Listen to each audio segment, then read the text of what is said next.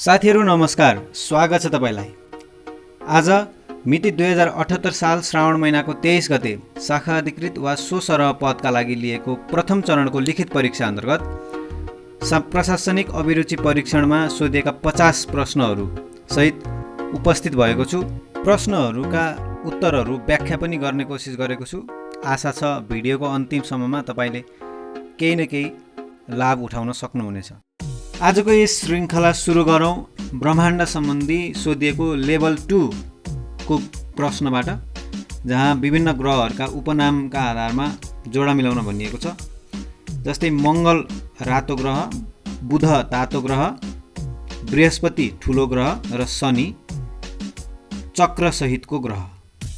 तपाईको जानकारीको लागि मात्र पृथ्वीलाई हरियो ग्रह पनि भनिन्छ, त्यस्तै शुक्रलाई मर्निङ स्टार वा इभिनिङ स्टार पनि भनिन्छ। दोस्रो प्रश्न विज्ञानसँग सम्बन्धित छ।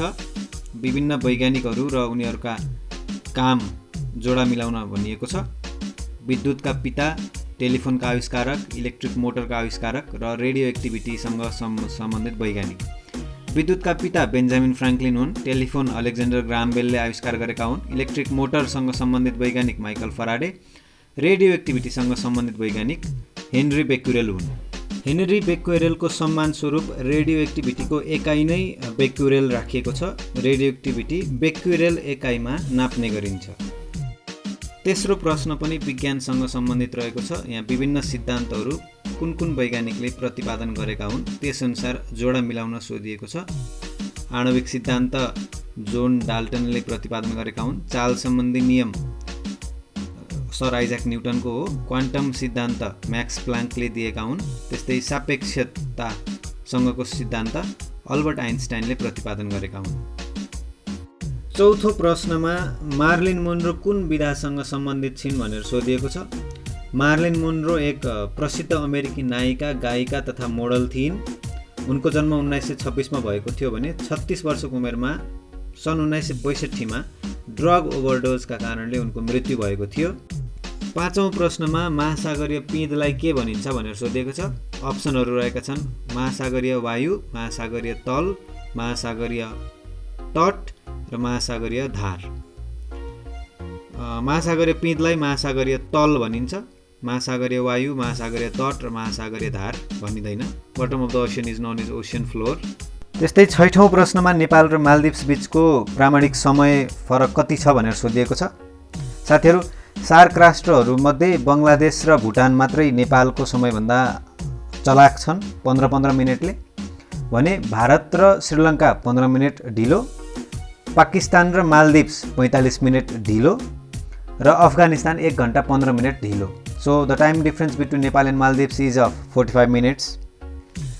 प्रश्न नम्बर 7 मा which of the following is not a viral disease भनेर सोधिएको छ। दिएका अप्सनहरूमध्ये स्मल पक्स, मेनिन्जाइटिस र जन्डिस भाइरल रोग हुन्।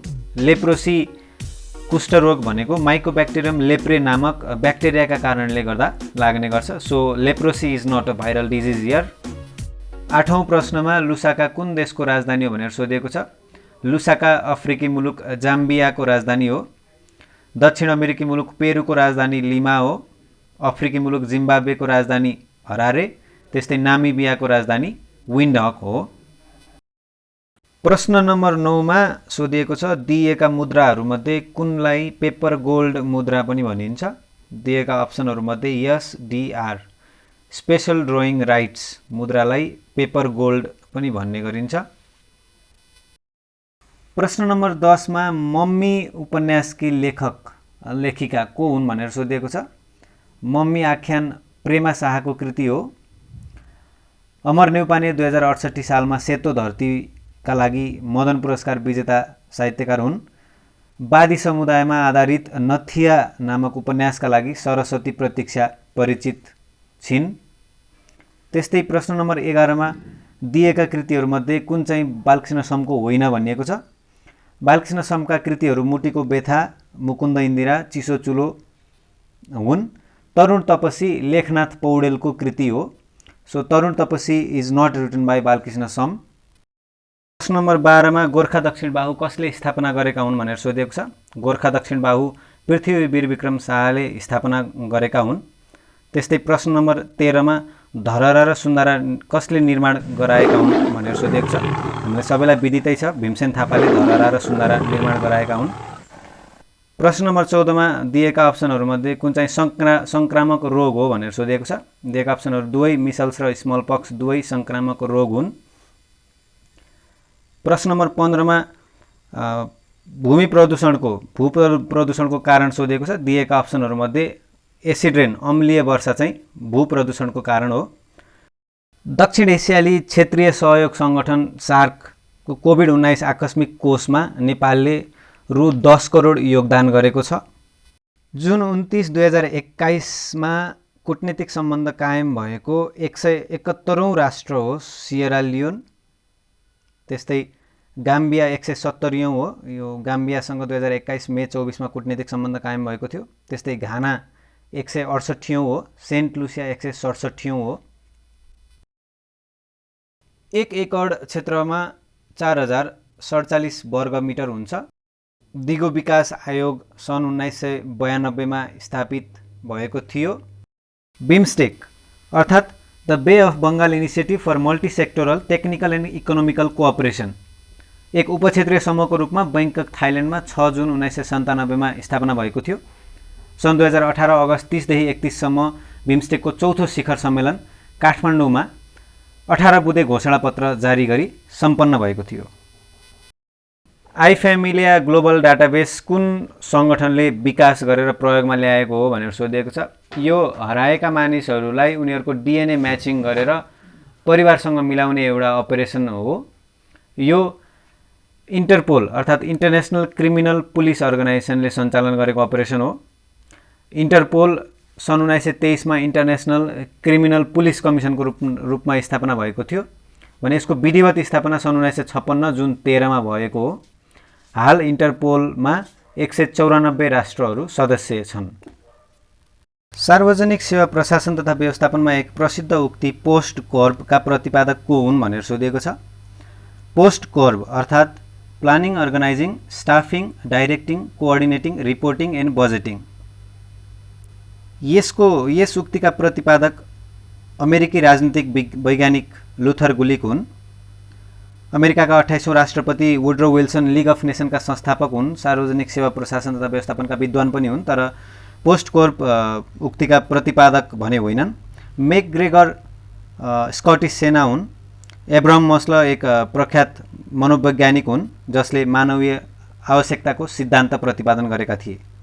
प्रश्न नम्बर 23 मा दिएका अप्सनहरूमध्ये कुन कुन असल शासनका विशेषताहरू हुन् भनिएको छ। अब जवाफदेहिता एकाउन्टेबिलिटी हो। पारदर्शिता ट्रान्सपरेन्सी पनि असल शासनको एक विशेषता हो। विधिको शासन रुल अफ ल पनि हो भने दण्डहीनता चाहिँ होइन। दण्डहीनता असल शासनको विशेषता हुन सक्दैन। नेपालमा विक्रम सम्वत 2061 देखि प्रत्येक वर्ष भदौ 22 गते निजामती सेवा दिवस मनाउँदै आइएको छ। विक्रम सम्वत 2077 सालमा मनाइएको 17औं निजामती सेवा दिवसको नारा स्वच्छ र सक्षम निजामती प्रशासन, समृद्धि र सुशासन थियो। त्यस्तै विक्रम सम्वत 2073 सालदेखि साथीहरू विक्रम सम्वत 2073 साल फागुन 7 गतेदेखि निर्वाचन दिवस मनाउँदै आइएको छ। 2077 सालमा मनाइएको 5औं निर्वाचन दिवसको नारा निर्वाचनमा सबै सधैँ र सँगै रहेको थियो। नेपाल र भारतबीच विक्रम सम्वत 2011 वैशाखमा कोशी सम्झौता सम्पन्न भएको थियो। त्यस्तै प्रजा परिषदको स्थापना चाहिँ 1993 जेठ 20 मा भएको थियो। नेपाल प्रजा परिषदको स्थापना चाहिँ 2011 माघ 21 मा भएको हुनुपर्नेमा अन्यथा भएको छ। लिच्छवी कालमा विवाह व्रतबन्ध, पुनर्विवाह, सम्बन्ध विच्छेद गर्ने कार्यहरू मापचोक कार्यालयले गर्ने गर्थ्यो। दिएका अप्सनहरूमध्ये लिङ्गवल अड्डाले चाहिँ यातायात, कुलो, पैनी, खानेपानी सम्बन्धी कार्य गर्ने गर्दथ्यो। त्यस्तै सुल्लीले चोरी गर्ने, हत्या गर्ने, परस्त्री गमन गर्ने, राजद्रोह गर्ने या मतियार हुने सम्बन्धी मुद्दा हेर्ने गर्दथ्यो। तिलमक भनेको कुलो, पैनी आदि नैतिक संरचना हेर्ने अधिकारी। बुद्धिज्मको सुरुवाती अवस्थामा चैत्यहरूको उपयोग धार्मिक सभा सम्मेलन तथा प्रार्थनाका लागि गरिन्थ्यो। नेपालले कूटनीतिक सम्बन्ध कायम गरेका राष्ट्रहरूलाई समयक्रम अनुसार राख्दा कुन अप्सन चाहिँ सही छ त? दिएका अप्सनहरूमध्ये बी नम्बरको अप्सन सही छ। नेपालले कूटनीतिक सम्बन्ध कायम गरेको समयक्रम अनुसार UK, USA, France, China, Russia, Japan, Switzerland, Germany सही हो। भिडियो यहाँसम्म हेरिरहनु भएको छ भने कृपया च्यानल सब्स्क्राइब गरेर हाम्रो हौसला बढाइदिनु होला। राष्ट्रिय विभूतिहरूलाई उनीहरूको घोषणा भएको क्रम अनुसार जोडा मिलाउन सोधिएको छ। सही जोडा पासाङ लामो शेर्पा 15औं राष्ट्रिय विभूति हुन्, शङ्खधर साखुवा 14औं राष्ट्रिय विभूति हुन्, महागुरु फाल्गुनन्द 16औं। त्यस्तै भर्खरै हालसालै 2078 साल असार 14 गते नेपाल सरकारको मन्त्री परिषदको बैठकले भक्ति थापालाई 17औं राष्ट्रिय विभूति घोषणा गरेको छ। प्रश्न नम्बर 32 मा नेपालको प्रशासनमा सुधार ल्याउन गठित विभिन्न प्रशासन सुधार आयोगका विषयमा केही कथनहरू दिएको छ र उक्त कथनहरूमध्ये कुन कुन सही छ भनेर सोधिएको छ। यहाँ दिएका कथनहरूमध्ये पहिलो कथन गलत छ, दोस्रो कथन पनि गलत छ, तेस्रो र चौथो सही छ। पहिलो कथन गलत छ किनभने प्रशासन सुधार आयोग 2032-33 का अध्यक्ष वेदानन्द झा नभएर तत्कालीन सामान्य प्रशासन मन्त्री श्री भेषबहादुर थापाजी हुनुहुन्थ्यो। त्यस्तै 2048 मा गिरिजाप्रसाद कोइरालाको अध्यक्षतामा गठित उच्च स्तरीय प्रशासन सुधार आयोगले मन्त्रालयको सङ्ख्या 21 बाट 18 मा सीमित गर्ने सिफारिस गरेको थियो र प्रशासनिक पुनर्संरचना समिति 2009 लाई बुच समिति पनि भनिन्छ। सो तेस्रो र चौथो चाहिँ सही छ, पहिलो र दोस्रो कथन गलत छ। प्रश्न नम्बर 33 मा सार्क सम्मेलनद्वारा घोषित सार्क वर्षहरू जोडा मिलाउन सोधिएको छ। सही जोडा सार्कले सन् 1990 मा सार्क बालिका वर्ष, सन् 1992 मा सार्क वातावरण वर्ष, सन् 1994 मा सार्क युवा वर्ष र सन् 1996 मा सार्क साक्षरता वर्ष बनाएको थियो। सार्कले सन् 2001 देखि 2010 सम्म सार्क बाल अधिकार दशक र सन् 2010 देखि 2020 सम्म सार्क अन्तर्क्षेत्रीय सम्पर्क दशक पनि घोषणा गरेको छ। प्रश्न नम्बर 34 मा जैविक विविधता सम्बन्धी कुन कुन भनाइ सही छन् भनेर सोधिएको छ। दिएका अप्सनहरू दुवै सही छन् किनभने जैविक विविधताले स्वच्छ पानीको स्रोतहरूलाई संरक्षण गर्न सहयोग गर्छ। त्यस्तै वनस्पति तथा वन्यजन्तुको अत्याधिक दोहनले चाहिँ जैविक विविधतामा चाहिँ ह्रास आउँछ। प्रश्न नम्बर 35 मा तल दिएका मध्ये कुन सिद्धान्त चाहिँ कार्ल मार्क्सले विकास गरेका होइनन् भनेर सोधिएको छ। द्वन्द्वात्मक भौतिकवाद, अहिंसात्मक आन्दोलन, वर्ग सङ्घर्ष र अतिरिक्त मूल्यको सिद्धान्त। स्पष्टै छ यसमा कार्ल मार्क्सले प्रतिपादन नगरेको सिद्धान्त अहिंसात्मक आन्दोलनको सिद्धान्त हो। विश्व वन्यजन्तु कोषसँग सम्बन्धित दिएका भनाइहरू कुन कुन सही छन् भनेर सोधिएको छ। विश्व वन्यजन्तु कोष एक गैर सरकारी गैर नाफामूलक अन्तर्राष्ट्रिय सङ्गठन संस्था हो। यो सन् 1961 मा स्थापना भएको हो। यसको प्रधान कार्यालय ग्ल्यान्ड, स्विजरल्यान्डमा छ। नेपालमा भने WWF नेपालको स्थापना सन् 1967 मा भएको हो। अनि WWF नेपाल कन्जर्भेसन अवार्ड 2021 र 2020 सँगसँगै प्रदान गरिएको थियो। 2021 को WWF नेपाल कन्जर्भेसन अवार्ड 3 जना व्यक्ति र एउटा संस्था अमलटारी कम्युनिटी होमस्टेलाई प्रदान गरिएको थियो। प्रश्न नम्बर 37 मा तल दिएका भनाइहरू बारे विचार गर्न भनिएको छ। पहिलो भनाइ a novel named a tale of two cities states the facts of London and Paris. यो भनाइ सही छ। लन्डन र प्यारिसका बारेमा व्याख्या गरिएको आख्यान हो a tale of two cities.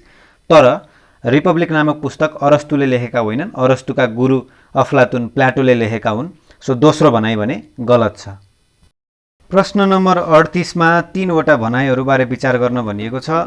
Nepal Bharat र चीनभन्दा 25 गुणा र 65 गुणा सानो होइन। नेपाल भारतभन्दा 22 गुणा सानो हो। चीनभन्दा 65 गुणा भने हो। सो ए चाहिँ गलत भयो। सुनकोशी नदीको उद्गम स्थल भोट प्रदेश हो। यो भनाइ सही छ। कास्की जिल्लामा मैदीताल पर्छ। मैदीतालका अलावा फेवा, रूपा, बेगनास ताल पनि रहेका छन् कास्की जिल्लामा। प्रश्न नम्बर 39 मा क्षेत्रफलका आधारमा नेपालका सबैभन्दा साना 2 उपमहानगरपालिका कुन हुन् भनेर सोधिएको छ। क्षेत्रफलका हिसाबमा नेपालका सबैभन्दा साना 2 उपमहानगरपालिका नेपालगञ्ज र जनकपुर हुन्। यद्यपि जनसङ्ख्याको हिसाबमा भने जनकपुर सबैभन्दा ठुलो उपमहानगरपालिका हो। प्रश्न नम्बर 40 मा दिएका गुफाहरूलाई उनीहरू अवस्थित जिल्लासँग जोडा मिलाउन सोधिएको छ। सही जोडाक्रम यस प्रकार छ। पाण्डु गुफा जुम्लामा अवस्थित छ, सिद्ध गुफा पाल्पामा, महेन्द्र गुफा कास्की जिल्लामा, त्यस्तै गौमुखी गुफा तेह्रथुम जिल्लामा अवस्थित रहेको छ। प्रश्न नम्बर 41 मा 18 दिनसम्म चलेको महाभारत युद्धमा कौरव पक्षका सेनापतिहरूलाई उनीहरूको रोल क्रम अनुसार को पहिलो सेनापतिदेखि अन्तिम सेनापतिसम्म मिलाएर राख्न भनिएको छ, एरेन्ज गर्न सोधिएको छ। अप्सनहरूमा कर्ण, भीष्म, द्रोणाचार्य, शल्य र अश्वत्थामा छन्। र यसको सही क्रम कौरवपट्टिका सबैभन्दा प्रथम सेनापति भीष्म थिए, भीष्मपछि द्रोणाचार्य, द्रोणाचार्यपछि कर्ण, कर्णपछि शल्य र अन्तिम सेनापति अश्वत्थामा। 42औं प्रश्नमा विभिन्न देशहरू र उनीहरूको मुद्रा बीच जोडा मिलाउन सोधिएको छ। यसमा सही जोडा यस प्रकार छ। इटलीको मुद्रालाई लिरा भनिन्छ, डेनमार्कको मुद्रा क्रोन हो, स्पेनको मुद्रा पेसेटा हो, बेल्जियमको मुद्रा फ्र्याङ्क हो। 43औं प्रश्नमा विभिन्न सूचकाङ्कहरू 15औं योजनाका विभिन्न सूचकाङ्कहरू र नेपालले 2101 सम्म लिएको लक्ष्य बीच जोडा मिलाउन सोधिएको छ र यसको सही जोडा मानव विकास सूचकाङ्कलाई 2101 सम्ममा 0.760 पुर्याउने लक्ष्य छ। त्यस्तै जेन्डर डेभलपमेन्ट इन्डेक्सलाई 0.99 पुर्याउने लक्ष्य छ। गिनी कोएफिसिएन्ट 0.25 र औसत आर्थिक वृद्धि दर 10.5% पुर्याउने लक्ष्य छ। प्रश्न नम्बर 44 मा विश्व बैंकले प्रकाशन गर्ने ease of doing business index भित्र कुन सूचकाङ्क उपसूचकाङ्कहरू पर्छ भनेर सोधेको छ। दिएका अप्सनहरूमध्ये getting electricity, paying tax, registering property तीनवटै पर्छन् भने अन्तिममा दिएको maintenance of law and order भने इज अफ डुइङ बिजनेस इन्डेक्सको इन्डिकेटर सब इन्डिसेसभित्र पर्दैन। नेपालमा आर्थिक वर्ष 2075-76 मा औसत वायु प्रदूषण मात्रा ppm 2.5 50 microgram per cubic metre रहेको थियो। प्रश्न नम्बर 46 मा विभिन्न पुस्तक र तिनीहरूका लेखक बीच जोडा मिलाउन सोधिएको छ। फिलोसोफी अफ पोभर्टी नामक पुस्तकका लेखक जर्मनका दार्शनिक कार्ल मार्क्स हुन्। द ड्रिम्स फ्रम माई फादरका लेखक अमेरिकी राष्ट्रपति बाराक ओबामा हुन्। ब्याक टु वर्क नामक पुस्तकका लेखक अमेरिकी राष्ट्रपति बिल क्लिन्टन हुन्। त्यस्तै लङ वक टु फ्रिडम पुस्तकका लेखक साउथ अफ्रिकी राष्ट्रपति नेल्सन मण्डेला हुन्। चालु 15औं योजनामा सीमान्त पुँजी उत्पादन अनुपात अर्थात् increment capital output ratio ICOR कति रहने अनुमान गरिएको छ भनेर सोधिएको छ। यसको सही जवाफ 4.9:1 हो। चालु 15औं योजनामा सीमान्त पुँजी उत्पादन अनुपात 4.9:1 रहने अनुमान गरिएको छ। प्रश्न नम्बर 48 मा तल दिएका आयहरूलाई उनीहरूको परिमाणका आधारमा घट्दो क्रममा क्रमबद्ध गराएर राख्न सोधिएको छ।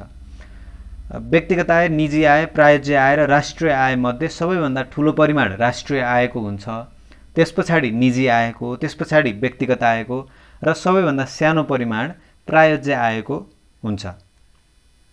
प्रश्न नम्बर 49 मा सामुद्रिक भूमरीबारे दिएका कुन कथनहरू सही हुन् भनेर सोधिएको छ। दिएका कथनहरूमध्ये ए र बी सही छ।